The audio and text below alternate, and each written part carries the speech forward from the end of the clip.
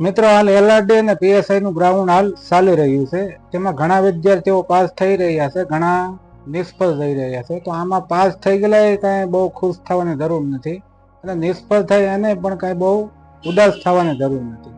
નિષ્ફળ થાય એના માટે નવી તૈયારી કરવાની જરૂર છે. જે હમણાં પાછી નવી જાહેરાત પણ આવી ગઈ છે, એના માટે નવેસરથી ગ્રાઉન્ડની તૈયારી ચાલુ કરી દો. અને પાસ થયા છે એને અટાણટીનું કંઈ બહુ ખુશ થવાની જરૂર નથી, એવું સમજી નથી લેવાનું કે આપણે એલઆરડી કે પીએસઆઈ બની ગયા. હજી એના માટે તમારે ઘણી મહેનત કરવાની બાકી છે. જે મુદ્દાની મહેનત છે એ હજી તમારે કરવાની છે. જે લેખિત પરીક્ષા આવશે એમાં તમારા માટે ઘણા નવા વિષયો આવવાના છે, જેમાં આઈપીસી છે, સીઆરપીસી છે, એવિડન્સ એક્ટ છે. આવા બધા મુદ્દાઓને પ્રિપેરેશન તમારે બહુ ધ્યાનથી કરવી પડશે.